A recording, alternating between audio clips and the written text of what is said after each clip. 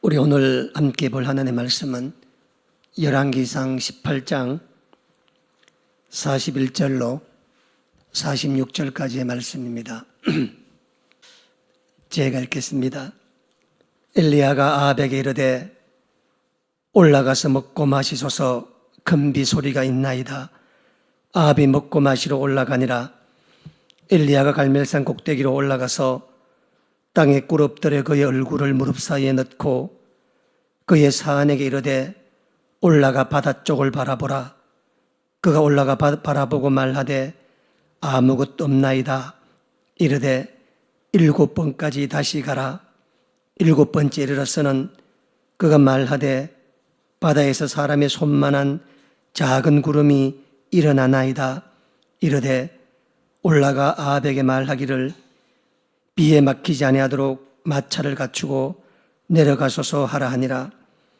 조금 후에 구름과 바람이 일어나서 하늘이 캄캄해지며 큰 비가 내리는지라.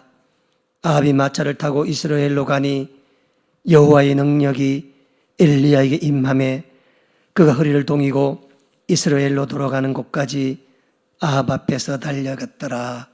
아멘. 할렐루야. 지난주 필리핀 그 집회를 하면서 정말 그 모든 예배가 다 은혜로웠지만 그 특별히 마지막 날 수요일 날 마지막 집회였던 그 갈멜산에서 있었던 집회는 우리 모두에게 다시 그런 집회가 들을 수 있을까 할 만큼의 은혜로운 시간이었습니다. 서 있는 것만으로도, 예배에 앉아 있는 것만으로도 은혜의 시간이었는데, 그날 저녁 예배를 마치고 제가 돌아와서 숙소에 와서 주일 예배 설교를 준비를 했더랬습니다. 그러면서 천원장 보고 야, 이 큰일 났다. 이 은혜로운 이걸 어떻게 말로 표현할 수 있나? 가서 말하기는 말해야 되겠는데 이걸 뭐 어떻게 말해야 되냐? 라고 말했더니 천장이 나보고 그냥 담담하게 있었던 얘기를 하랍니다.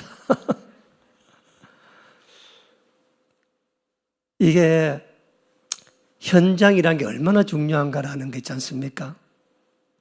백문이 불여 일견이라고 이야기하잖아요. 그렇죠?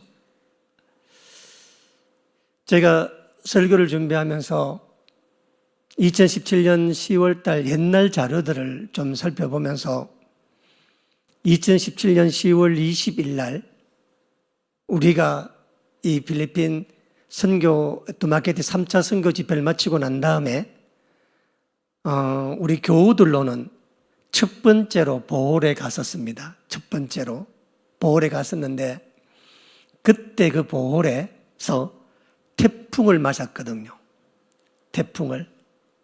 그래서 지금도 그날 진짜 목요일 아침에 그 태풍 부는 바람과 태풍 맛에 가면 지금도 제가 밤에 잠이 잘 안 와요. 그때 생각하면은 정말 그때 우리 일행들이 느꼈던 뭐라 그럴까요? 두려움과 진짜 섬에서 태풍을 만난다고 하는 것은 정말 이것은 정말 달리 설명할 수가 없습니다. 주일날 교회를 와야 되는데 그래서 정말 그 보홀에서 딱빌레한 항구에서 있다가 두비곤이라고 하는 곳까지 올라와서 큰 배를 타고 오는데 제가 정말 몇 년 만에 처음 그때 찍었던 영상을 제가 봤습니다. 영상을 보면서 그때의 그 느낌들이 막 생각이 나는데 여러분들은 이런 이야기 들으면 생각납니까? 아무 감흥도 없죠. 그렇죠? 뭐 그런갑다 생각 들죠. 그렇죠? 그러니까 내가 느꼈던 그런 어떤 마음들과 현장에 참여하지 않았던 사람들은 아무리 설명해도 그 말을 잘 이해하지 못합니다. 작년에 처음 네팔을 갔잖아요. 그렇죠? 네팔을 갔는데 그 네팔 카트만두에서 포카라라고 하는 네팔 제2의 도시가 포카라거든요. 히말라야 산에 올라가려면 반드시 포카라에 가야 갈 수 있거든요. 관문이거든요. 그래서 그 포카라에 저희들이 내려갔는데 그 카트만두에서 포카라까지 거리가 200km밖에 안 됩니다. 외관에서 천안까지 거리가 200km거든요. 우리가 외관에서 천안까지 가면은 우리 경부고속도로 가게 되면은 능력 잡아 2시간 반 정도 가면 아마 도착할 겁니다. 그런데 그 카트만두에서 포카라까지 봉고차를 타고 가는데 몇 시간이 걸렸냐면 11시간 30분이 걸렸습니다. 여러분들은 그러면 그런갑다 생각 들죠, 그렇죠? 11시간 30분을 그 주차장처럼 꽉 막힌 도로에서 있는다는 걸 상상을 하면 정말 힘든 일이거든요. 그런데 놀라운 것은 뭐냐면은 그때 우리 일행이 선교사님 포함해가 8명이었거든요. 기사까지 다 포함해서 8명이 11시간 반 200km를 가는데 화장실을 단 딱 한 번 갔다는 겁니다. 화장실을. 그러니까 5시간 한 3, 40분 만에 화장실 처음 간 거예요. 그러니까. 이게 어느 한 사람이 그러면 그럴 수 있잖아요. 그렇죠? 8명 전부가 11시간 반 동안에 화장실 한 번만 가고 차에서 안 내리고 계속 그 차를 타고 갔다 생각해 보시기 바랍니다. 저는 지금도 신기해요. 우리가 어떻게 화장실 안 갈 수 있었는가. 정말 그런 일을 이렇게 은혜를 겪고 하면 그 현장에 있어서 함께 했던 그때 그 같이 참여했던 분들과 또 현장에 참여하지 않고 말을 듣고 이야기를 듣는 사람이 과연 같은 걸 느낄 것인가 하는 생각이 참 많이 들어요. 그래서 지난 주일날 예배 준비를 하면서 이걸 표현할 수가 없어서 말할 수가 없어서 내용을 담아낼 수가 없어서 그래서 지난주에는 제가 다른 방식으로 설교를 했었는데 오늘도 마찬가지입니다. 계속해서 이번에 이 부흥에 우리 갈멜산 보월 갈멜산 첫 집회를 드리고 왔는데 여기에 대한 설명을 어떻게든 하긴 해야 되겠는데 아무리 생각해도 그걸 이야기를 해야 여러분들과 공감이 되겠는가 하는 생각이 들었었습니다. 그래서 오늘은 여러분들과 함께 제가 지난 주일 갈멜산 설교를 하면서 이 오늘 본문을 다시 한번 이 열왕기상 18장을 여러분과 함께 성경 공부하듯이 한번 말씀을 보면서 이 열왕기상 18장이 우리에게 말하려고 하는 게 무엇일까 한번 생각해 보려고 합니다. 열왕기상 18장은 우리에게는 엘리야가 갈멜산에서 승리한 걸로 알고 있지만 이 일 때문에 19장에 가면 실패하잖아요. 그렇죠? 하나님께서 엘리야를 폐기 처분하시거든요. 그러니까 이런 일들이 왜 이렇게 났었을까? 그리고 이 갈멜산 이 이야기가 우리에게 주는 영적 의미가 무엇일까? 여러분들과 함께 한번 생각해보고 현장에 서는 게 얼마나 중요한가? 그래서 앞으로 선교센터에서 무슨 일을 진행하면 어떻든 간에 참여하시기 바랍니다. 어쨌든 간에. 그래야 제가 설교가 쉬워져. 같이 공감이 되니까. 안 간 사람은 억지로 설명을 시키고 설득을 시키려고 그러면 안 되거든요. 그래서 하나님 기름 부으시는 그 현장의 장소에 내가 있는 것만으로. 여러분, 오늘 그러잖아요. 오늘 우리 18장 38절 말씀에 보면은 하늘에서 불이 내려오는데 뭐를 태웠다 그래요? 돌과 흙을 태웠다 그러잖아요. 그렇죠? 여러분, 불이 내려와 돌을 태웠다는 겁니다. 그 말을 어디 가서 불이 돌을 태웠다라고 말을 하면 사람들이 믿겠어요, 안 믿겠어요? 안 믿죠, 그렇죠? 그러나 현장에서 본 사람은 뭐예요? 불이 돌을 태웠다는 거라니까. 그러니까 돌이 불에 타는 걸 본 사람과 자기의 상식으로 살아가는 사람이 어떻게 같겠나 하는 것입니다. 그래서 내 영적 상태나 내 재정 상태나 내 건강 상태가 중요한 게 아니라 내가 은혜의 자리에 있는가 없느냐가 중요합니다. 내가 힘들수록, 내가 어려울수록, 내가 몸이 약할수록 자꾸 은혜의 자리에 가야 되는 이유가 뭐냐면 그곳에서 하나님의 불을 경험할 수 있기 때문에 그렇습니다. 아이고, 나는 형편도 어려운데 다음에 가지. 그러면 영원히 여러분 생애에 돌이 불에 타는 걸 보지 못하는 겁니다. 그 이야기 들을 때마다 무슨 말도 안 되는 소리 하냐고 자기 상식으로 자꾸 이야기하거든요. 그래서 오늘 여러분과 함께 다시 한번 이 열왕기상 18장의 말씀을 몇 구절, 한 구절씩 말씀을 보면서 이 말씀 속에서 우리가 무엇을 얻어야 될 것인가 한번 생각해 보려고 합니다. 이 열왕기상 18장 오늘 본문의 말씀은 하나님의 명령으로부터 시작이 되는데 1절 말씀 한번 보세요. 1절 말씀에 하나님께서 이렇게 말씀합니다. 많은 날이 지나고 제3년에 여호와의 말씀이 엘리야에게 임하여 이르시되 너는 가서 아합에게 보이라. 보이라에 줄쳐놓으시기 바랍니다. 아합에게 보이라. 내가 비를 지면에 내리리라. 하나님께서 3년 6개월 만에 가뭄을 끝을 내시기로 결심을 하시고 엘리야를 부르십니다. 부르셔서 이제 너는 아합에게 가서 아합에게 보이라 이야기합니다.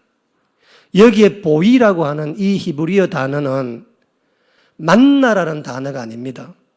만나라는 단어가 아니라 이 단어가 주어가 하나님께 될 때, 하나님과 사용될 때 이 뜻은 뭐냐면 하나님이 하나님 되심을 증명하라는 이야기입니다. 이게 무슨 말이냐면 지금 하나님께서 엘리야에게 3년 6개월이 되어서 내가 이제 비를 이 땅에 내릴 텐데 너는 아합에게 가서 참신이 누구인지 지난 3년 6개월 동안 비가 오지 않았던 게 무슨 이유였는지 그것을 이제 네가 가서 증명하라고 이야기하는 겁니다. 이제 네가 가서 내 하나님 말씀을 세상 가운데 나타내 보여 모든 사람이 믿게 하라는 것입니다. 이 비가 오지 않았던 게 아합 왕이 하나님을 버리고 바알을 섬겼다고 하는 그것을 아합은 아직도 모르고 있는데 그 아합을 통해서 그것을 증명하도록 하라고 하나님께서 말씀한 겁니다. 그러니까 엘리야는 지금 아합한테 가서 하나님이 하나님이심을 증명해야 되는 겁니다. 지금까지 비가 오지 않았던 게 바알을 섬겼기 때문에 하나님 너희를 버렸기 때문에 비가 오지 않았다는 것을 증명을 해야 되는데 문제가 뭐냐면 하나님께서는 그 증명하는 방법을 말씀하지 않았다는 겁니다. 이 열왕기상 18장에서 하나님 말씀은 딱 한 구절 1절밖에 나오지 않습니다. 다시 말해서 무슨 말이냐면 하나님께서 엘리야에게 백지수표를 준 겁니다. 네가 나를 증명함에 있어서 아합 왕 앞에서 내가 하나님을 증명하는 그 방법이 무엇이든 간에 네가 그 방법을 말하면 내가 다 들어주리라. 방법도 네가 선택하고 장소도 네가 선택하고 모든 규칙도 네가 선택하라는 것입니다. 그래서 엘리야가 구약 성서에 나오는 사람 가운데 가장 위대한 선지자이고 그가 죽음을 보지 않고 하늘로 올라갔던 이유가 뭐냐면은 다른 예언자들은 아브라함 같은 경우에는 하나님께서 모리아산을 지정해 주셨고 모리아산에서 뭘 할지도 다 지정해 주셨습니다. 그러니까 아브라함은 자기 자신이 무엇을 결정하는 것이 아니라 하나님 말씀에 순종하기만 하면 되는 스타일입니다. 모세도 마찬가지입니다. 시내산 올라서 말씀을 받아라. 시내산 데리고 와라. 백성이 끌고 가라. 모세 자신이 무슨 길을 낸다든지 무슨 그런 게 아니라 하나님 주시는 말씀에 순종, 믿음으로 따르는 순종인데 엘리야는 순종에 더불어서 자신이 어떻게 하나님 되심을 세상에 드러내고 아합 왕 앞에 증명해야 되는지를 스스로 결정을 해야 하는 어마어마한 책임을 진 사람입니다. 그래서 갈멜산도 엘리야가 본인이 선택한 산입니다. 하나님 어디에도 갈멜산에 가라 말한 적 한마디도 없습니다. 그리고 아합과 바알과 아세라 선지자와 영적 대결도 순전히 누구의 아이디어예요? 엘리야의 아이디어입니다. 하나님은 딱 한마디, 네가 나를 정면하면 내가 비를 내리리라. 그 이야기입니다. 여러분이 하나님 앞에서 은혜를 받으시려면 3년 반의 가뭄이 끝나서 주님 주시는 비를 이 땅에 내리게 하는 그 은혜를 받으려면 우리가 증명해야 됩니다. 이게 보이라, 증명하라는 겁니다. 그래서 엘리야는 굉장히 무거운 마음을 갖고 이제 아합을 만나러 갑니다. 아합을 그냥 만날 수 있습니까? 왕인데. 그래서 가다가 오바다라고 하는 궁중신하를 만나서 그 사람이 신실한 사람이거든요. 그 사람 만나 우째가 아합을 만나는, 그때 아합이 뭘 했는가? 오바다하고 아합 둘이가 3년 반 동안에 가뭄이 들어오니까 살 수가 없잖아요. 그래서 아합 왕은 오바다를 불러가 이래가 안 되겠다. 물의 근원을 찾아다니자. 너는 너대로 찾고 나는 나대로 찾자 해서 지금 아합이 물을 찾으러 전국으로 돌아다니는 그 형편이었으니 아합 본인도 마음이 굉장히 타들어가는 그런 상태였었습니다. 그리고 아합은 이 지금 일어나고 있는 모든 재앙이 엘리야 때문이었다. 이제 그런 마음들 갖고 있었거든요. 그러다가 우리 오늘 17절 말씀 17절에 보시면 드디어 마침내 이 엘리야가 아합을 만납니다. 엘리야 이야기에서 엘리야는 아합을 4번 만나거든요. 4번 만나는데 첫 번째는 17장 1절에 보면은 가뭄이 있을 거라고 선포하고 아합한테 가서 선포하고 두 번째 이제 18장 17절이 처음 아합 왕을 만나 서로 이야기 나누는 장면이 시작됩니다. 뭐라고 말하느냐? 17절 보세요. 엘리야를 볼 때에 아합이 그에게 이르되 이스라엘을 줄지서에 뭐 한다고? 괴롭게 하는 자여 너냐? 이야기입니다.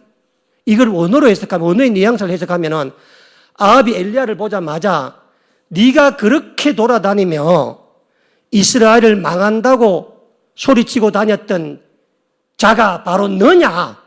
이런 뉘앙스입니다.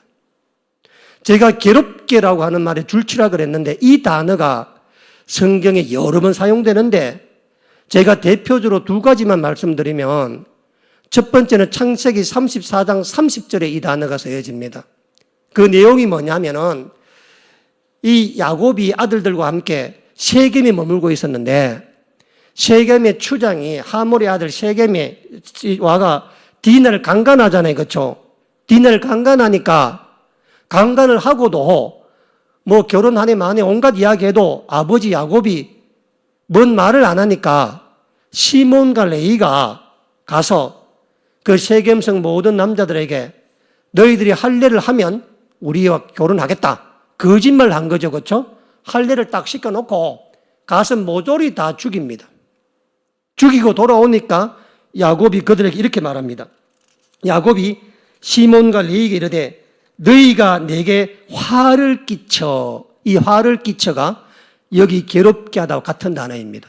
너희들이 화를 끼쳐 나로 하여금 이 땅의 주민 곧 가나안 족속과 브리스 족속에게 악취를 내게 하였도다. 너희들 때문에 우리가 다 죽게 되었다. 화를 끼쳐. 이 단어가 아합이 엘리야를 보자마자 괴롭게 하는 자다라는 것과 같은 단어입니다. 한 가지 더 소개하면은 여호수아서 7장 25절에 이 단어가 사용이 되고 있는데, 아이성 전투에서 이스라엘 백성이 가나안 땅 첫 패배를 합니다. 첫 패배하고 난 다음에 하나님 기도하는데 하나님께서 아간의 죄를 들춰내잖아요. 그렇죠? 아간이 여리고성에서 하나님 금하신 물품을 아간이 취한 겁니다. 그때 여호수아가 아간에 이렇게 말합니다. 여호수아가 이르되 네가 어찌하여 우리를 괴롭게 하였느냐? 여호와께서 오늘 너를 괴롭게 하시리라 하니 온 이스라엘이 그를 돌로 치고 물건들도 돌로 치고 불살랐다. 여기 괴롭게와 같은 단어입니다. 이 단어가 뭐냐면 어떤 한 사람이 자기 개인적인 이익과 욕심 때문에 그가 속한 나라와 민족과 단체에 다 위험을 빠뜨릴 때 쓰는 단어가 이 단어입니다. 성경 대부분 다 이 단어가 이렇게 다 사용되어지는. 그러니까 무슨 말이냐면은 지금 아합 입장에서 봤을 때는 네 때문에 네가 하나님 믿는다고 혼자 돌아다니고 네가 가무쪽 저쪽 하고 네가 바알을 안 섬겨서 네 하나로 말미암아서 온 나라가 지금 다 망조가 들었다. 바로 그걸 알고 있느냐? 보자마자 아합이 엘리야에게 그 말을 합니다. 그 말 하니까 17절, 18절 말씀 보세요. 엘리야가 이렇게 말합니다. 그가 대답하되 내가 이스라엘을 괴롭게 한 것이 아니라 당신과 당신의 아버지의 집이 괴롭게 하였으니 이는 여호와의 명령을 버렸고 당신이 바알들을 따랐습니다. 그런즉 사람을 보내 온 이스라엘과 이세벨의 상에서 먹는 바알의 선지자 450명과 아세라 선지자 400명을 줄치세요. 갈멜산으로 모아 내게로 나오게 하라. 이야기합니다. 이제 이 엘리야가 말합니다. 뭔 소리요? 나 때문이 아니라 당신과 당신의 아버지 가문이 바알을 따랐기 때문에. 그런데 이제 이 갈멜산 그 유명한 영적 전투에 제안을 합니다. 자, 그런데 여러분, 이 갈멜이라고 하는 말은 구약 성경 전체 29번 나옵니다. 갈멜이라고 하는 말은. 그러나 갈멜산이라고 하는 것은 9번밖에 안 나와니까. 여호수아서에도 갈멜이 나오고 사무엘상에서 사무엘하에서도 갈멜이 나옵니다. 상에서 갈멜이 나옵니다. 나발 갈멜 지역의 유다 지파의 큰 지도자나요. 그 아비가를 취할 때 나오지만 대부분 다 갈멜이라는 지역이지 갈멜산이라고 하는 갈멜의 산을 붙여 나오는 이 단어는 엘리야가 처음 사용합니다. 성경에서. 그리고 갈멜산이 전체 8번 나오는데 이 갈멜산이라는 가운데서 엘리야와 엘리사의 이야기에만 갈멜산이 집중적으로 나오고 아가세에 한 번, 아모스에 2번 나오거든요. 그때는 갈멜산에 대한 얘기를 비유를 말한 겁니다. 예를 들면 술람이 여인 머리카락이 갈멜산 같다 이런 뜻입니다. 그러니까 실질적으로 지명으로 갈멜산에 대해서 활동하고 갈멜산에 대한 이야기를 한 사람은 성경에서 엘리야와 엘리사 이 2사람뿐입니다. 자, 여기서 한번 생각해 보세요. 지금 이 엘리야가 18장 1절에 하나님 앞에 하나님께서 네가 아합한테 나를 증명하라 라고 말을 들었잖아요. 그렇죠? 그러면 엘리야 입장에서 봤을 때는 뭐 해야 돼? 생각을 해, 생각을. 그렇죠? 어떻게 하면 이 나라 온 백성에게 아합 왕에게 하나님의 대심을 증명할까? 보통 문제가 아니잖아요. 그렇죠? 어느 한 사람만 불러다가 증명하면 증명이 돼요? 최소한 엘리야가 내가 하나님을 아합 왕한테 증명했다고 하는 이 일이 전국 뉴스에는 나야 되잖아요. 그렇죠? 그래야 증명하는 거잖아요. 그 증명하는 게 그저 아합 엘리야 둘이 만나가 뭐 증명하고 나면 아합이 뭐 입싹 닦으면 어떻게 돼? 돌았으면은. 그러니까 엘리야로 볼 때 뭐예요? 하나님이 딱 집어줘서 이렇게 하라 말하면 되게 편할 텐데 내한테 다 이야기하라니까 아마 그 말씀을 듣고 아합을 만나러 가는 그 여정 가운데, 그 길 가운데 어떻게 하면 이 아합뿐만 아니라 온 이스라엘이 하나님의 하나님 되심을 증명할 수 있을까? 그걸 볼 수 있을까? 고민했을 거 아닙니까? 그렇죠? 우리도 보홀에 예배 드리러 갈 때 그 보홀산에 어떻게 할 것인가? 미리 다 준비하고 가잖아요. 그냥 가는 게 아니잖아요. 그렇죠? 다 마찬가지입니다. 그래서 가기 전에 이미 몇 주 전부터 천막을 치라 다 준비하고 가잖아요. 그렇죠? 마찬가지 엘리야도 그래서 갈멜산이 중요한 이유가 뭐냐면 왜 엘리야가 그 많고 많은 것 가운데 하나님이 엘리야에게 스스로 선택하라고 말씀을 주셨는데 그 말씀 가운데 그 북이스라엘의 그 많고 많은 산들 가운데 그 많고 많은 장소 가운데 그 많고 많은 것 가운데 왜 엘리야는 갈멜산을 정했는가 하는 겁니다. 만약 엘리야가 장소를 정했는데 아합이 안 온다 하면 어떻게 돼? 안 되죠. 그렇죠? 안 온다 하면은 그러니까 아합이 반드시 와야 되는 거야. 그 아합이 내가 어디에 오락할 때 아합이 반드시 내 말 듣고 올 수 있는 장소가 어디냐 하는 것을 엘리야가 고민을 한 거라고. 그러니까 엘리야가 갈멜산을 찍으면 아합이 안 올 수가 없는 거야. 그러니까 이게 무슨 얘기인지 잘 들어보세요. 그러니까 지금 이 장소를 갈멜산으로 왜 정하고 엘리야가 갈멜산에서 불을 일으키고 난 다음에 엘리사는 갈멜산 주변에 살았어. 그게 자기 본거지야. 갈멜산이. 그러면 왜 구약성서에서 가장 위대했던 하나님의 두 선지자가 이스라엘 땅 그 많고 많은 땅에 사마리아 성도 아니고 이스라엘 성도 아니고 왜 그 갈멜산에서 돌아다니고 왜 계속 했느냐라고 하는 것을 물어야만 그 답을 알아야만 열왕기상 18장의 의미가 무엇인지를 알게 된다는 겁니다. 왜 갈멜산이었느냐? 그리고 이 갈멜산에 보세요. 지금 엘리야가 가잖아요. 몇 가지 주장하잖아요. 그렇죠? 갈멜산에 모든 백성 다 모아라는 겁니다.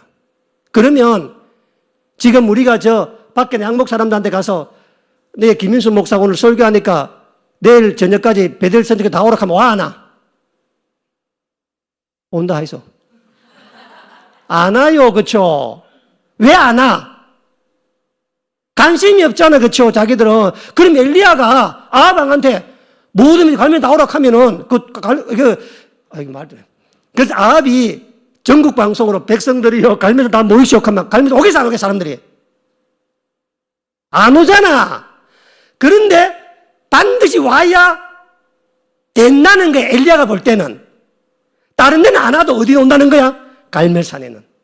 자, 두 번째.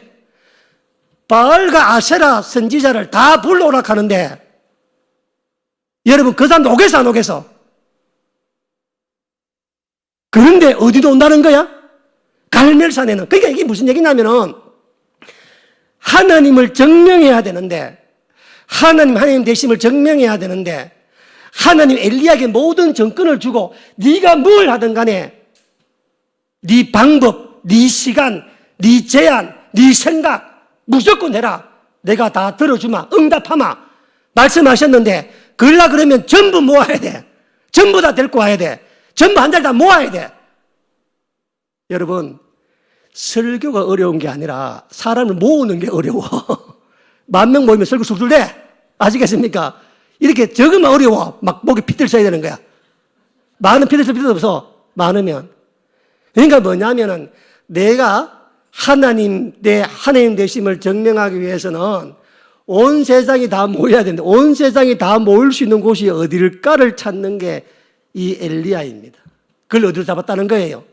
갈멜산 잡았다는 거예요. 왜 갈멜산이었는가? 여러분, 이 엘리야와 이 엘리사 같은 사람은 정말 있잖아요. 시대의 통찰이 보통의 사람들이 아닙니다. 왜냐하면 왜 그 많고 많은 지명 가운데 갈멜산을 선택을 했느냐? 이유가 성사학자들과 역사학자들의 기록에 보면요. 당시 이 오므리 왕조, 이 아합이 북이스라엘 7번째 왕이거든요. 자기 아버지 이름이 오므리라. 오므리 왕조라 그래. 그 오므리가 오므리 왕조인데 그 오므리 아버지를 이어 7번째 왕이 되는데 이 아합은 여러분이 생각하는 이상으로 굉장한 사람입니다. 아합은. 여러분, 우리는 이스라엘 왕들 가운데 누가 제일 유명했을 생각이 돼요? 누가 제일 유명했을 것 같아요? 우리 다윗의 솔로몬 이야기하죠. 그렇죠? 그렇지 않습니다. 아합에 비하면 세 발이 핍니다. 아합은 이방 세계의 비문의 이름이 나와 있는 사람입니다. 아합은 남북 이스라엘 왕조 가운데서 가장 강력한 나라를 만들었고 경제적으로 가장 부귀한 나라를 만들었고 군사적으로 가장 강력했던 시대가 아합 왕 시대입니다. 그러니까 이스라엘 역사에서 제일 잘 나가던 시대가 아합 왕 시대였는데, 그런데 이 아합 왕이 어떻게 그 잘 나가는 시대를 만들어냈는가? 그게 뭐냐면은 아합이 페니키아 공주와 결혼을 하는 겁니다. 당시에 두로와 시돈, 나중에 페니키아라 그러거든요. 두로와 시돈이 당시 고대 근동의 최고 절대 강자였었습니다. 상업과 해상 무역을 독점하고 있었고 굉장히 부귀한 나라였는데, 그런데 이 아합이 그 페니키아 공주 히람의 자손인 이세벨과 결혼하거든요. 그런데 되게 재밌는 게 뭐냐면 말이죠. 이 시간이 말하겠다. 히람이라 했죠. 히람 계열인데, 히람이 누구냐면은 다윗과 솔로몬 왕이 성전 건축할 때 성전 건축 전체에 대한 비용과 모든 기술자와 모든 장비를 대준 두로 왕 이름이 히람입니다. 나중에 솔로몬이 갈릴리부터 시작해서 성읍 20개를 줄 정도로 굉장히 사이가 좋았거든요. 두로 왕 사이에. 이 히람의 자손의 손녀쯤 되는 애가, 손녀는 이제 훨씬 더 뒤에 그 히람의 계열의 그 가족이, 후손이 바로 이세벨이거든요. 이세벨과 정략적 결혼을 합니다. 결혼하고 아합은 그 결혼을 통해 이뤄냈던 자기의 모든 꿈을 다 이룹니다. 아합이 아무리 뭘 해도 경제적으로 잘 나가니까 백성이 다 용서가 되는 거야. 그런데 역사학자들의 기록에 보면은 이 페니키아 공주 이세벨이 아합과 결혼했던 정략적 목적이 있습니다. 함상해 보세요. 그 잘 나가던 나라 공주가 뭐 때문에 이스라엘 왕과 결혼하겠어? 함상해 보세요. 그렇죠? 근데 이 페니키아는 신구약 성경 다 사도행전 12장에 나오는데 두로와 시도는 뭐가 문제냐면은 해변가에 있어서 해상 무역으로 굉장히 돈은 많이 버는데 농지가 없어, 농지가. 그러니까 먹고 살 만한 농지가 없는 거야. 농지가 없다 보니까 그 작은 토지에 비가 오고 농지를 잘 개간해야 먹고 살거든요. 그러니까 농업을 관장하는 바알 신에게 믿을 수밖에 없는 거야. 하나님은 목자들의 신이잖아. 그러니까 그 사람들은 목자가 문제가 아니라 그 해안가 주변에 있는 작은 그 작은 농지에서 먹고 사는데, 그래서 그 두로 사람들은 자기들이 번 돈을 갖고 이스라엘 땅에 와서 밀과 쌀을 바꿔가는 거야. 그러니까 항상 두로와 시도는 잘 나가는 나라지만 이스라엘이 식량을 안 주면은 항상 문제가 되는 나라라. 문제가. 그래서 히람 왕이 솔로몬 성전 짓고 그 땅을 달라고 한 이유가 뭐냐면은 우리도 이제 농지를 받아서 우리도 좀 자급자족하고 누구한테 좀 안 휘둘리면 좋겠다. 그렇게 줬는데 솔로몬 왕이 북쪽 갈릴리 지역에 땅을 주니까 히람이 싫어 받지도 않아. 싫다면서 우리가 원래 농지라고 생각한 겁니다. 그래서 이 두로와 시돈의 가장 큰 소원이 뭐냐면 자신들의 식량을 작업할 수 있는 농지를 확보하는 거라. 그런데 그 이스라엘에서 가장 큰 곡창지대가 이스라엘 평원입니다. 이스라엘 평원이 나오잖아요. 평원인데 그 평원은 어마어마한 곡창지대, 거기서 나는 모든 것으로 다 먹고 거기가 먹이도 거기 있거든. 그래서 항상 전쟁이 나면은 항상 모든 애들이 어디 쳐들어오냐? 미디안이 안 모이든 간에 사사기 때 다 어디 쳐들어온다고? 이스라엘 평원에 와 거기 다 훑어가는 거야. 그런데 그 이스라엘 평원에 그 시작되는 부분에 뭐가 있다고? 갈멜산이 있는 거라. 그래서 이세벨이 결혼 조건으로 지창금으로 갈멜산을 요구합니다. 갈멜산을. 이해되세요? 그러니까 결혼 지창금을, 그러니까 이제 아합이 봤을 때는 이제 거기서 재정도 받고 했겠죠. 그렇죠? 나라를 부흥시키기 위해서. 대신에 이세벨이 원했던 것은 뭐냐면 내 나라, 내 땅, 내 조국, 거기에 안정적으로 먹거리를 공급해야 되겠다. 그래서 이스라엘 평원을 내가 차지해야 되겠다 싶어서 거기에 시작되는 갈멜산을 내 결혼 지창금으로 달라 하고 갈멜산을 이세벨이 결혼 지창금으로 받은 겁니다. 결혼 지창으로 하는데 왜 갈멜산을 달라고 이야기했느냐? 왜냐하면 여러분 갈멜산은 있잖아요. 지중해에서 가장 가까운 산입니다. 높이가 557m 정도 되거든요.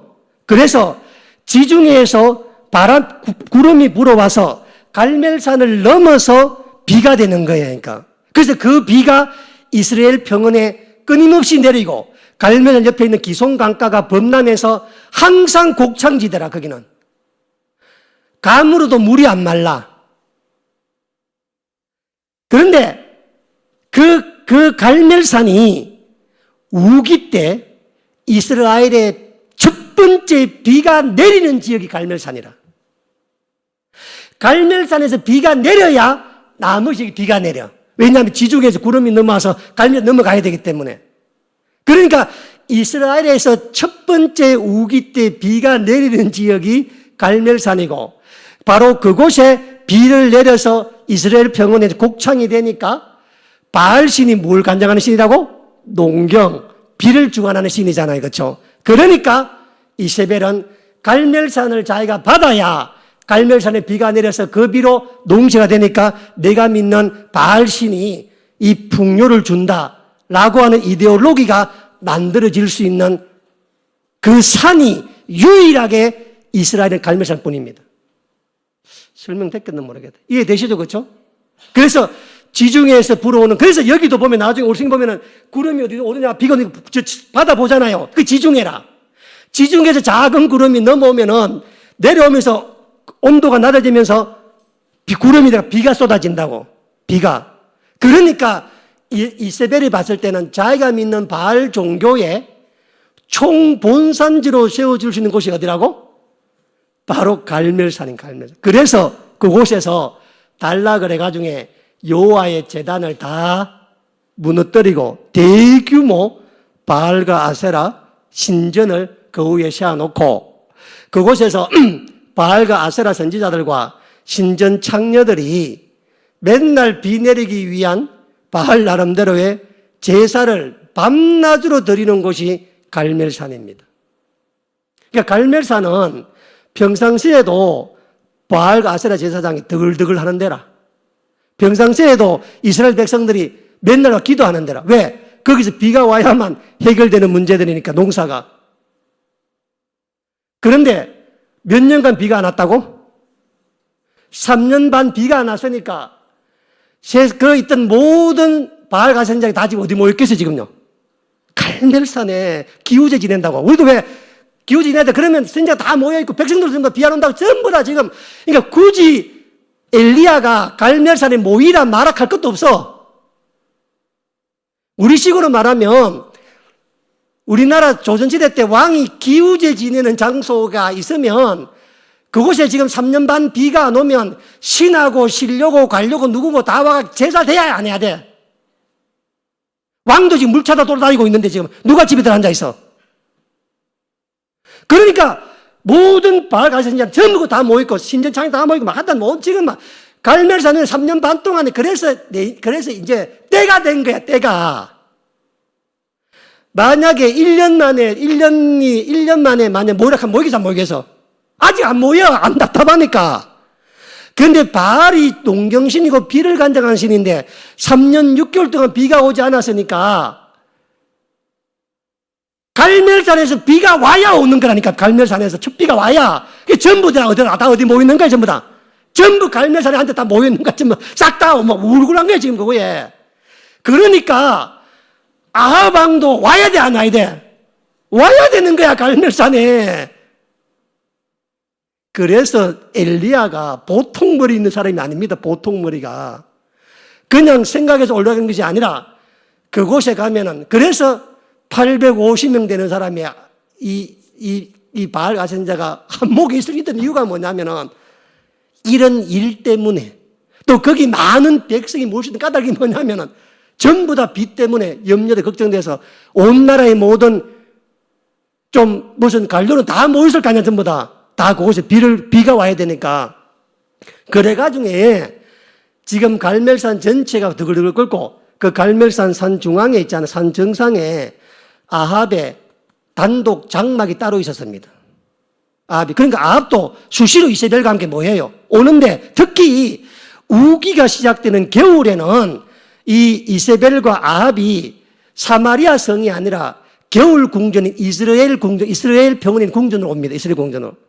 여기가 갈멜산에서 25km밖에 안 돼. 25km. 그러니까 총 그 바알 종교의 본산이자 그리고 그 산이 이세벨이 지산이라 지가 지창으로 받았던 산이었으니까 거기에 발가세라 신전 지어놓고 왕의 장막을 쳐놓고 하니까 얼마나 많은 사람들이 밤낮으로 막 들끓었겠어요. 그렇죠? 거기서 영적 제안을 하자는 이야기입니다. 이 엘리야 이야기. 그 오라는 게 전부 다 뭐 그것도 없어. 가는 겁니다. 그곳에 가니까 이미 막 사람이 막 다 모여있는 거야. 막 그곳에 막 수천 명이 지금 뭘 기다린다고? 비를 기다리는 게 비를. 그런데 그 비를 지금 누가 준다고 18장 1절에 하나님 주신다고 했으니까 하나님 증명해야 되는 게 그곳에 가서 엘리야가. 보세요. 그렇게 해서 거기 모여서 우리가 잘 아는 대로 엘리야가 승리합니다. 엘리야가 승리를 하니까 39절 말씀 39절 보세요. 39절 보세요. 39절에 38절에 이에 여호와의 불이 내려와서 번제물과 나무와 돌과 흙을 태우고 도랑을 핥던지라. 세상에 듣도 보도 뭐 흙과 돌이 다 탄 거야. 타니까 39절에 줄 치세요. 모든 백성이 보고 뭐 했다고? 엎드려. 여기에 우리나라 성경에는 번역이 안 돼 있는데 원어로 보면요. 모든 백성이 즉시 엎드려나 즉시. 모든은 뭐냐면요. 그날 그곳에 있었던 산에 있던 모든 백성입니다. 즉시 엎드리는데 이게 얼마나 중요하냐면은 21절 말씀 보면 21절에 엘리야가 뭐라 그래요? 언제까지 뭐 한다고? 머뭇거릴 거냐? 그러니까 불을 끓여내기 전에는 다 머뭇거렸다고 백성들이. 그러니까 반은 바알 편, 반 엘리야 편 섰을 거 아니겠습니까? 그런데 엘리야가 불을 내리자마자 바알 편이었던 하나님 편이었던 누구든 알 것 없이 거기에 있던 모든 백성이 뭐 있다는 거예요? 즉시 엎드려 한 목소리를 뭐 했다는 거예요? 여호와 그는 하나님이시로다. 여호와 그는 하나님이시로다. 라고 함성을 지르는데 아합이 들었겠어 안 들었겠어? 당연히 들었겠죠. 그렇죠? 아합이 증명돼야 안 돼요? 증명되어 가는 겁니다. 방금 전까지 바알을 따르던 사람들이 전부 다 무릎 꿇고 엎드려서 하나님 여호와가 하나님이시다 라고 함성을 지르는 거예요. 그러자 40절 엘리야가 그들에게 이르되 바알 선지자를 잡되 그들 중 하나도 도망가지 못하게 하라 하매 곧 잡은지라. 무명의 엘리야의 이 말이 통해 안 통해 지금? 통합니다. 그렇죠? 이제 엘리야의 말이 우리도 그래야 돼. 빌립보가 우리 말이 통해야 돼. 그냥 가서 하면 엘리야가 다 잡아라 그랬는데 어디 가느냐? 그들을 기손 시내를 데려간다. 이 갈멜산에서 기손 시내까지가 얼마 되느냐? 막 오만 얘기가 많아. 그 내용들이 최소한 3에서 5km 되는 거리 됩니다. 3에서 5km 정도. 기손 시내까지 가는데. 근데 보세요. 지금 여기에 제사장이 지금 죽일 놈들이 지금 몇 명이야? 850명이라. 이 놈들은 그냥 가만히 죽을라게 안 죽을라게? 안 죽을라까지. 얼마나 저항하겠어. 그러면 이 850명을 전부 붙들어서 기손 시내가 데리고 와가지고 이놈을 다 죽이려면 몇 사람이 필요하겠어? 여러분, 안 죽으려고 몸부림치는 한 사람을 제압해서 그 사람을 덜쳐업고 메고 5km까지 올라 그러면 한 몇 배 사람이 필요하겠어? 제 볼 땐 5배, 5배. 최소한. 그럼 4,000명이 지금 엘리야의 말을 따르는 겁니다, 지금. 그래가지고 기손 시내가에서 다 죽여. 그 전부 다. 누구 보는 앞에서? 모든 백성들이 보는 앞에서. 왜? 거짓 선지자였기 때문에. 그들이 거짓말했기 때문에. 문제가 중요한 게 뭐냐면 그러면 이때 아합은 어디에 있었냐는 거예요. 아합은. 자, 41절 보세요. 41절에 엘리야가 아합에게 이르되 올라가서 말하고 먹고 마시소서. 자, 17절에 아합이 엘리야를 처음 봤을 때 너냐? 네가 우리를 나라를 망하게 한 놈이냐? 괴롭게 한 놈이냐? 너 하나에 때문에 온 나라 다 망했다 라고 저주를 퍼부었는데 이제는 누가 누구에게 명령을 해요?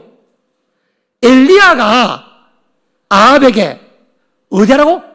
올라가라. 어디로? 갈멜산 위의 왕의 장막으로. 그 말은 지금 아합이 어디 와 있다는 거예요? 기손 시내가 갔다 왔다는 거예요.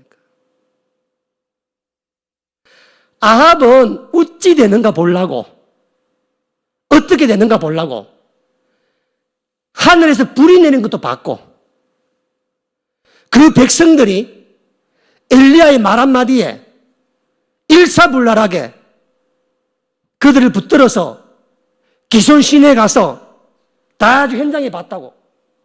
쫄았겠어, 안 쫄았겠어? 좁니다.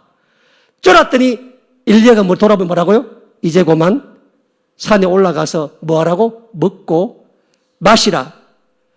엘리야가 아합 왕에게 권면하고 권하고 명령하고 말을 하는 거라. 그랬더니 42절에 뭐 한다고? 아합이 뭐 했다고? 먹고 마시러 뭐 한다고?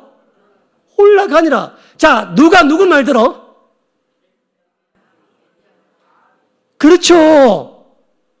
18장 1절에 시작될 때마더라도 이렇지 않았는데 하나님의 대역사를 보았던, 그래서 현장이 중요해. 현장이.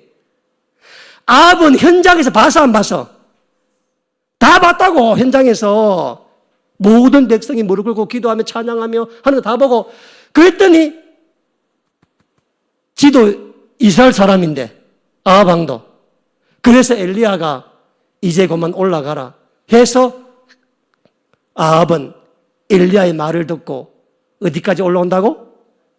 다시 갈멜산 위에 올라옵니다. 여러분, 그날 갈멜산 위에 다시 올라간 사람은 엘리야와 엘리야 사한, 아합 왕과 아합의 마차 끄는 사람들 뿐이었습니다.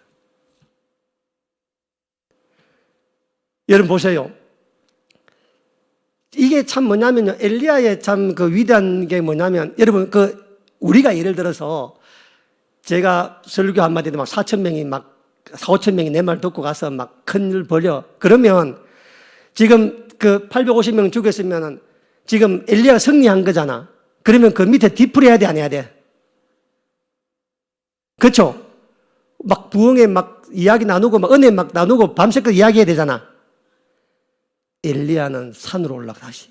이게 되게 중요해. 다시 기도의 자리로 올라간다는 거. 내가 내 영광에 이게 내 힘으로 되었다면 내가 나누어야 되는데, 그래서 사도행전 16장에 보면은 바울과 실라가 감옥에 있었을 때 옥문이 열렸으면은 하나님 나가라 열어준 거잖아요. 나가야 돼, 안 나가야 돼?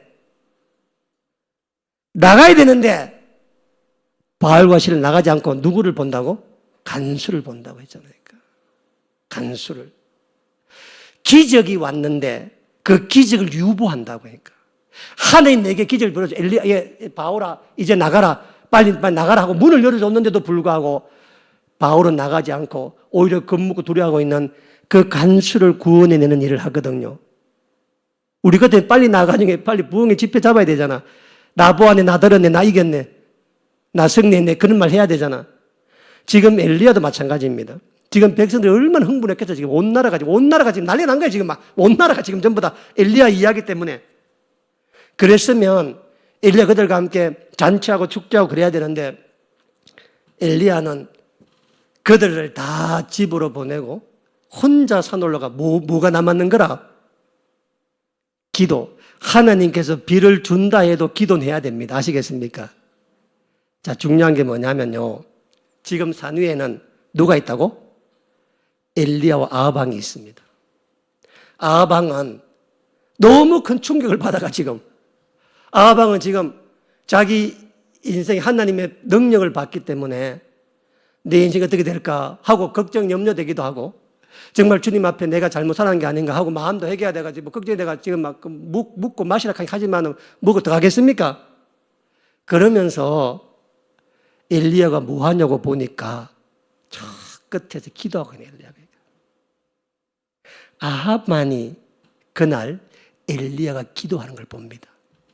같이 산 위에 있었기 때문에. 진짜 무릎 사이에 얹어서 간절히 기도하는 주의 종의 모습을 보거든, 아합왕이.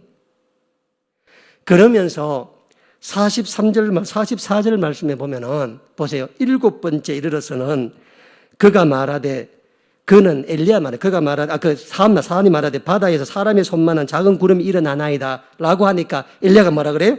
올라가 뭐라고 아합에게 뭐라 그래요? 말하라. 비에 맡기지 않도록 마차 타고 내려가라 이제. 아합은 이제 지 생각 내려가도 못해. 엘리야가 하라케 하고 올라가라고 마시라게 맞고 먹으라게 먹고 가라게 올라가고 한 것도 못하는 사람이 된 엘리야가. 왜? 은혜를 경험했기 때문에. 지 힘으로 사는 줄 알았는데 주님의 능력을 받잖아. 그래서 있었더니 이제 곧 비가 오면 3년 6개월 동안에 비가 안 왔잖아요. 그러면 땅바닥이 뭐가 되겠어? 돌처럼 돼 있잖아. 쏘나기면 어떻게 돼? 물이 한목에 막 쓸려 내려가잖아. 그럼 기송강이 범람한다고 막 물이 오면.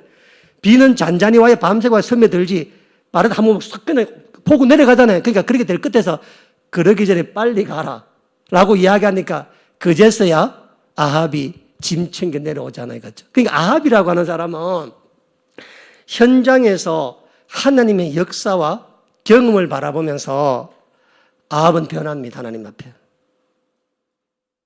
그렇게 정말 이 바알을 섬겼던 사람이었지만 하나님 말씀을 듣고 엘리야가 이제 내려가라 하니까 짐 챙겨서 내려오는데 그것만이 아니었었습니다. 46절 말씀 보면 여호와의 능력이 엘리야에게 임하는 것도 봅니다. 아합. 왜냐하면 이 엘리야가 먼저 마차를 먼저 내려가라 그랬는데 이 왕들은 마차를 4필 이상 끌잖아요. 그렇죠? 그러면 말이 4필 얼마나 빨리 달리면 그런데 언제 왔는지 보니까 엘리야가 그 빗발치는 빗발 가운데 마차 앞에 달리고 있는데 여호와의 능력이 임했다라고 하는 이 말의 원어가 여호와의 손이 엘리야를 잡고 있다는 뜻입니다.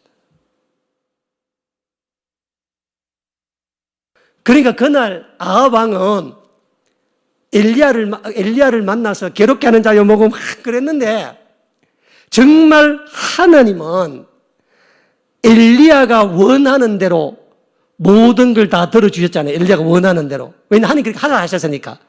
그대로 이야기하니까 뭐예요? 아합 왕이 뭐라고?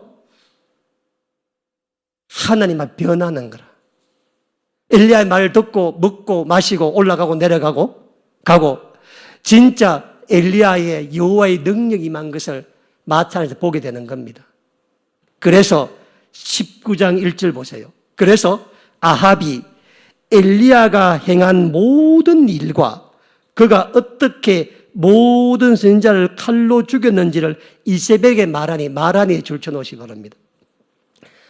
돌아와서 여기 말한다고 하는 말은 말로 했다는 말이 아니라 히브리 언어로 보면요, 눈에 보이도록 그렇게 했다는 겁니다. 그게 무슨 얘기냐면은 3살 된 아도 눈이 뜬 사람이면 다 이게 뭐다 라고 말할 수 있을 만큼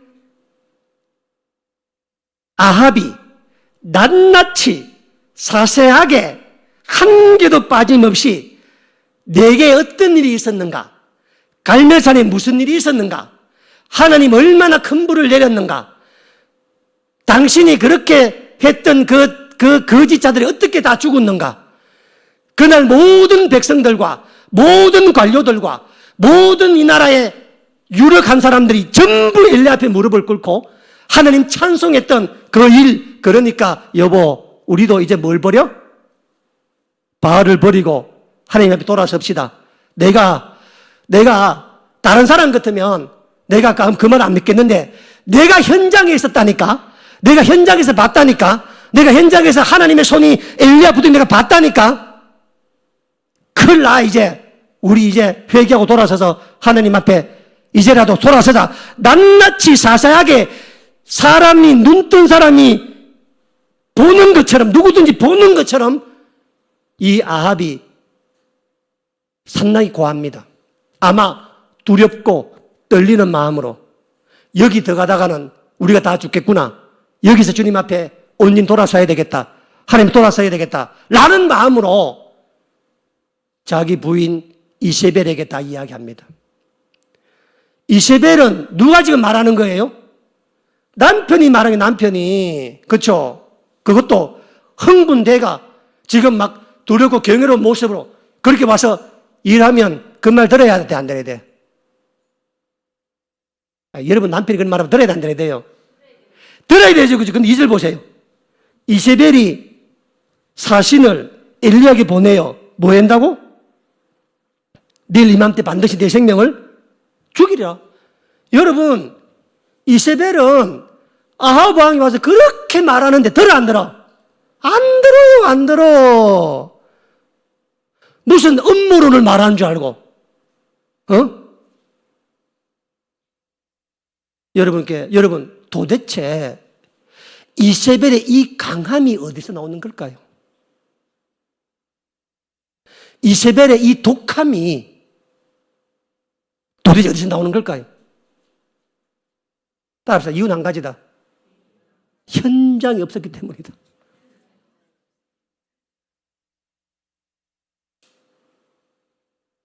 하민아 집사님, 서울에 가본 놈과 안 가본 놈 싸우면 누가 이겨요? 안 가본 놈이 이기는 거야. 왜 이겨? 우기니까 무조건. 영적 현장에 있다는 게 이렇게 중요한 거야. 영적 현장에.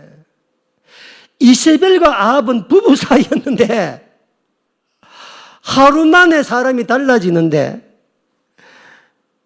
아합은 영적 현장에, 불이 떨어지는 현장에, 비가 내리는 현장에, 정말 엘리야가 기도하니까 비가 오더라. 바알이 비가 내리는 게 아니라 정말 그 거짓 선지자가 850명이 꽥소리 못하고 다 죽는 거야. 그 현장에서, 볼 갈멜산 현장에서 비가 쏟아지는데 우리 모두 다가 설명이 안 되네. 우리 민경이 설명하면 원래 나와서, 아니면 우리 제일 뛰었던 우리 지호 자매가 한번 나와서 한번 설명해 볼래? 보세요. 뛰는 거야. 그것 말고 무슨 설명드리겠어? 난 안 뛰고 싶은데, 난 체면 다 뛰어져. 내 몸이 왜? 불과 뛰는 거야. 근데 그 이야기 하면 사람들이 뭐라 그래? 여러분 갈매기 뛰는 거 있잖아요. 음성 빼고 영상 보여주면 못하게 우리 어디 놀러 와가지고 춤추고 노는 줄 알거든. 현장. 내가 우리 동훈 전도사가 심혈을 기울여서 영상을 만들었거든요. 너무 감동적이야. 근데 한 가지 걱정되는 게 있어. 동훈 전도사가 내가 설교하는 걸 했는데 그 중에 내가 있잖아요. 요단강에 발 찍는 모습이 있거든, 이렇게. 현장 간 사람 다 알잖아. 이게 무슨 의미인지. 안 간 사람, 목사님 지금 왜 저까지 발을 이렇게. 꼭 설명해야 돼. 왜냐면 몰라. 그냥 막 물에 살짝 찍고 스쳐도 요단 가려서 그 이야기 하려고 하는데 이렇게 이야기하는 걸 그 현장에 온 사람이 그러면 목사님이 왜 저렇게 발을 저렇게 하지? 영적 현장에 무조건 참여해야 한다는 말이 뭐냐면요. 참여하지 않으면 누가 된다는 거야? 이세벨이 되는 거야, 이세벨이 전부 다. 아합도 이세벨도 같은 인간이었는데 아합은 현장에 가서 은혜 받으니까 어떻게 돼? 바뀌는 거야. 그런데 서울 간 놈하고 안 간 싸우면 누가 이긴다고? 그러다 보면 나중에 간 놈이 포기하면 안 포기해. 간 놈이 포기하는 거야. 그래가 나중에 이 아합이 후회돼. 다시 이세벨에게. 중요한 사실은 뭐냐면요. 이 아합이라고 하는 여자가, 에시벨이 여자가 내가 먼저 또 다시 한번 기회 되면 이 이야기 한번 하려고 그래. 여러분, 아합 시대 때 시돈과 두로와 시돈적 여인이 두 명이 있습니다. 하나가 사르밧 가부잖아요. 사르밧 가부도 시돈 지역 사람이라 이세벨도 그 지역 사람이라. 근데 왜 둘이가 달랐을까라는 거 있잖아요. 완전히 다른 두로와 시돈 나오는 두 여인이잖아. 한 사람은 가부, 한 사람은 왕비였는데 완전히 다르잖아요. 그렇죠? 근데 이 보세요. 다시 한번 2절에 이세벨이 사신을 엘리야에게 보내었다. 여러분, 왜 이세벨이 사신 엘리야에게 보내어 내일 이맘때 반드시 내 생명을 저 사람들 한 사람 생명 갖게 하리라. 그렇지 아니하면 신들이 내게 벌 위에 벌을 내리 마땅한지라. 이게 무슨 말이냐면요. 이세벨이 아합의 말을 들었잖아요. 그러면 지금 이세벨은 지금 엘리야가 이스라엘 궁전 안에 와 있습니다. 지금 입구에 지금 와 있다고 지금. 그러면 자객 보내면 돼요, 안 돼요? 되죠, 그렇죠? 경찰, 국정원 보내가 지도자도 모르고 죽이면 되잖아. 해요, 안 해요? 안 합니다. 보세요. 뭐라 말하느냐? 사신을 보낸다는 말은 뭐예요? 공개적으로 한다는 거예요. 공개적으로. 이세벨이 공개적으로 사신을 보내어서 엘리야에게 두 번째 영적 제안을 합니다. 18장의 영적 제안은 엘리야가 아합에 향해 갈멜산에 모여라. 누가 참 하나님인지 증명하자. 이게 첫 번째 영적 전쟁이라면은 두 번째 영적 전쟁은 이세벨이 공개적으로 사신을 엘리야에게 보내어서 내일 여기서 네 생명과 내 생명을 두고 궁전에서 한번 결판을 벌이자 영적 제안을 하는 겁니다. 엘리야, 이게. 어떤 주석가들은 이렇게 바로 안 죽이고 사신을 보내는 이유가 엘리야에게 겁을 줘서 엘리야를 멀리 도망가게 하려는 것도 있고, 지금 이스라엘 백성들이 모두 엘리야 편이니까 함부로 죽일 수, 그렇게 하든, 제가 볼 절대 그런 게 아닙니다. 제가 볼 때는 이세벨의 성정을 보면은 그게 아니라, 오냐, 네가 일단 말이지. 그러면 네 목숨 걸고 내 목숨 걸고, 내가 너를 죽이든지, 너를 못 죽이면은 내 신이 날 죽이든지, 우리 둘 목숨을 걸고 2차 영적 전쟁을 갈멜산이 아닌 어디서 하자고? 궁전 안에서 모든, 그러니까 하루 시간을 줬다고. 소문도 안 내는 거야. 소문을. 그래서 2차 전쟁을 하자라고 영적 제안을 합니다. 이세벨이. 이세벨은요, 신구약 성경에서 가장 나쁜 사람이라, 가장 악한 여인이라, 이세벨은. 그런데 이 제안을 엘리야가 들어야 돼, 안 들어야 돼? 들어야 되는 거야, 엘리야가. 들어요, 못 들어요? 못 들어요. 여기에서 사달이 나는 거예요, 사달이. 나는 진짜 이해가 안 되는 것들 진짜 있잖아요. 그러니까 하나님께서 백지수표 줬는데, 갈멜산은 그런 이야기 했는데, 그러니까 현장에 가보지 못한 이세벨은 이제 내 방식대로 해보자, 내 방식대로. 이제. 그러면 가야 되는데, 3절 보세요. 뭐라고? 그가 이 형편을 보고 일어나 도망하여, 여기 있잖아요. 보고 일어나 도망하여라고 하는 이 히브리 언어가 동시동작입니다. 그러니까 엘리야가 이세벨이 보낸 사신의 말을 듣자마자 일어나 도망갔다는 거예요. 듣자마자. 어느 정도로 도망을 갔느냐 보면요. 브엘셈에 속하여 자기의 사안을 있다고? 자기와 함께 마지막까지 갈멜산 위에서 앉아서 기도했고, 지중해 불어오는 구름을 확인해 준 그 사안을 버려 안 버려? 엘리야가 정신이 아니라. 여러분, 이게 있잖아요. 이 역풍이, 영적 역풍이 얼마나 무서운 거라는 거. 엘리야는 마지막까지 자기가 기도했던 사완, 그 구름 봤던 사완, 아합에게 내려가는 말 때 그 사완조차 버리고 광야 들어가는데 보세요. 4절 보세요. 자기 자신은 광야로 들어가, 자기 자신은 자기 스스로 갑니다. 광야. 여러분, 광야는 하나님 만나는 데잖아. 지금 엘리야가 하나님 만나러 들어간 거예요. 20일 피해 도망간 거예요. 20일 피해 도망간 거예요.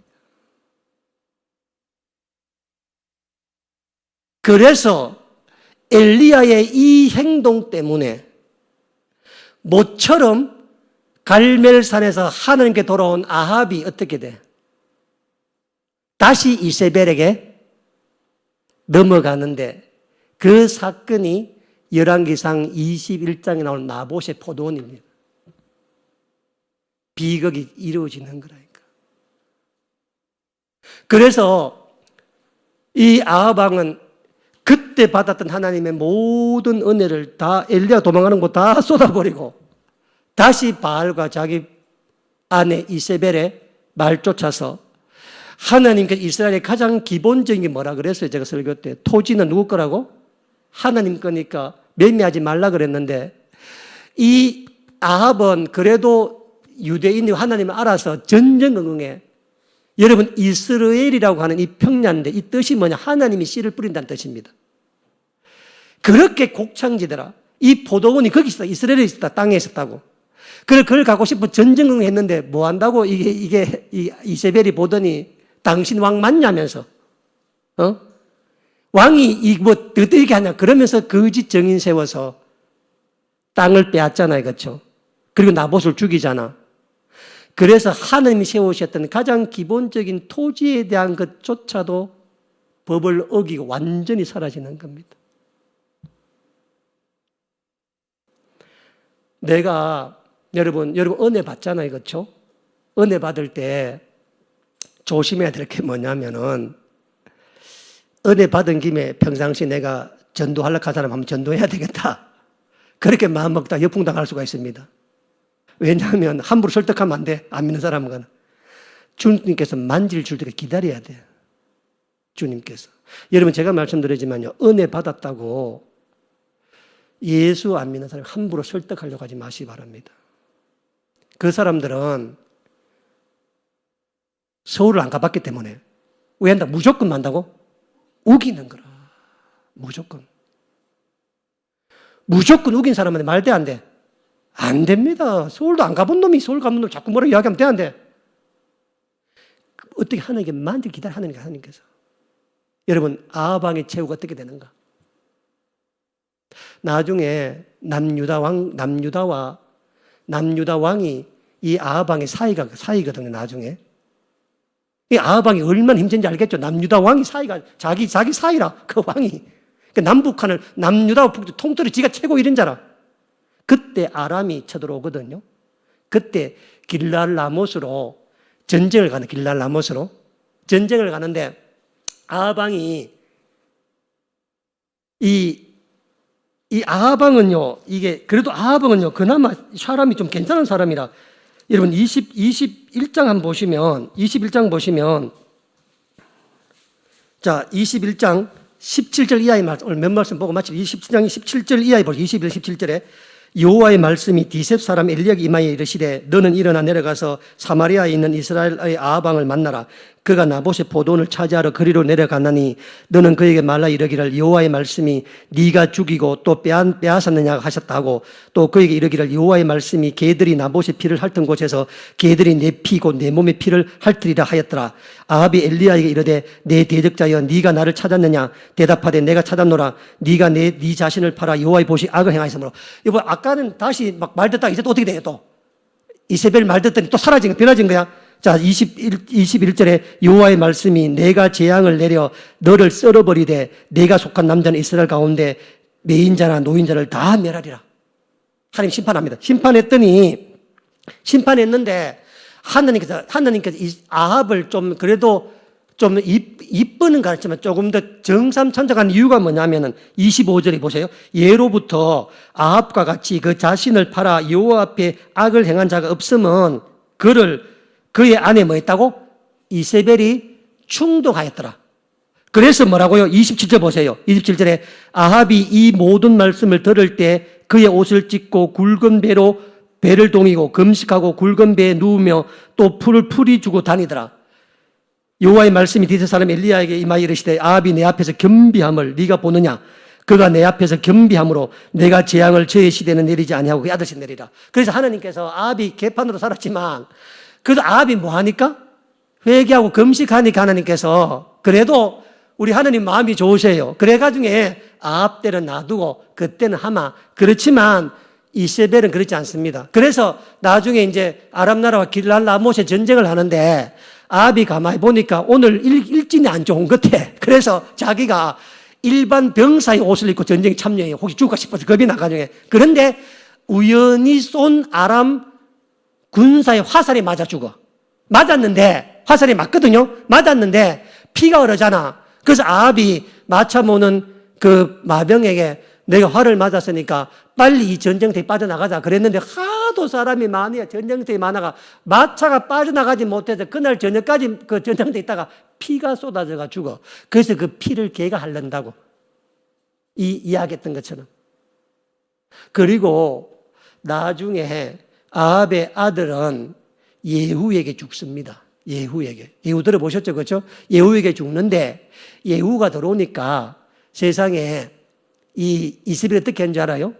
자기 남편 죽고 아들 죽고 이제 예후가 들어오니까 그 예후에게 잡으려고 화장을 해요. 화장을. 이렇게 화장을 한다고. 그리고 밖에서 창문 보면 예후를 보고 막 예후에게 말하거든요. 그때 예후가 하는 말이 이 궁전 안에 내 편이 하나님 편에 된 사람이 없느냐? 라고 물었더니 넷이 매치가 보다가 그렇다 그러니까 저 여자를 저 옥상에 떨어뜨리라. 그래가지고 넷이 매치가 이세벨을 그 창문가로 던지거든요. 떨어지면서 얼굴하고 이것이 돌에 부딪혀가지고 다 부서집니다. 예후가 한참 뒤 생각해 보니까 그래도 이웃나라 공주였잖아. 왕비였잖아. 시신을 거두어주라고 해서 시신 거두러 갔더니 두개골과 손과 팔만 남았는 거라. 다 누가 뜯어먹었다고? 개가 다 뜯어먹었던 거라. 하나님이 만져주실 때 뭐 해야 돼? 돌아와야 돼. 하나님이. 이세벨도 아합을 통해서 죽게 돌아올 기회가 있어서 없었어요? 있었다고. 그런데 현장에 안 참여하니까 아무리 아합이 막 시청각적으로 아무리 설명해도 알아들어 못 알아들어. 못 알아들어. 그래도 아합은 그게 본 게 있어가지고 자기 마누라 등살에 또다시 막 도망다니지만 그래도 엘리야가 뭐라 하는 게 뭐예요? 또 회개하잖아. 하나님 내가 막 금식하고 허리 동이고 눈물 흘리니까 하나님께서 또 네가 겸비했으면 내가 니를 또 살려주마 이렇게 막 하잖아. 이세벨은 끝까지 하지 못합니다. 제가 늘 천은장 그런 말 합니다. 현장의 중요성. 현장에 와야 은혜를 받는다. 아무리 말 들어도 안 된다. 그래서 늘 예배할 때마다 현장에 참여해라. 어디 갈 때마다 막 그냥 선교 어디 가면 좀 제발 좀 따라가라. 자꾸 이야기하는 게 뭐냐면 거기서 부어지는 은혜의 자리가 있다니까. 그 은혜의 자리에 이번에 이 보홀 갈멜산의 은혜의 자리는 제가 볼 때는요, 이 엘리야의 갈멜산보다 더 뜨거웠습니다. 정말 하나님의 은혜가.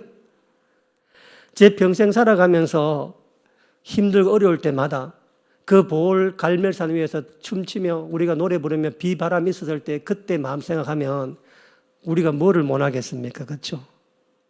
안 갔다 온 사람 아무렇게도 몰라. 지금 내가 이야기해봐야 뭔 얘기하는지를. 어쨌든 간에 이번 주 목요일 날 영상으로 확인해 보시고 한번. 그래서 제가 오늘 여러분께 성경을 통해 말하고 싶은 것은 뭐냐면 아합과 이세벨이 같은 사람이었지만 현장에 갔던 아합은 변화받고 하나님의 심판을 그도 유예받았지만 이세벨은 끝까지 현장에만 가 은혜 보지 못하는 거라. 그래서 어떤 돌이든 어떤 물이든 장작이든 은혜의 자리에 하나님이 다 태운다니까. 은혜의 자리에 있으면 꼭 기억하시기를 좀 축원합니다. 기도하겠습니다. 참 좋으신 주님 감사합니다. 오늘 열왕기상 18장 갈멜산 사건을 한번 봅니다. 이 갈멜산 사건에 참여했던 사람들은 전부 다 하나님의 은혜를 경험하고 주님 앞에 돌아옵니다.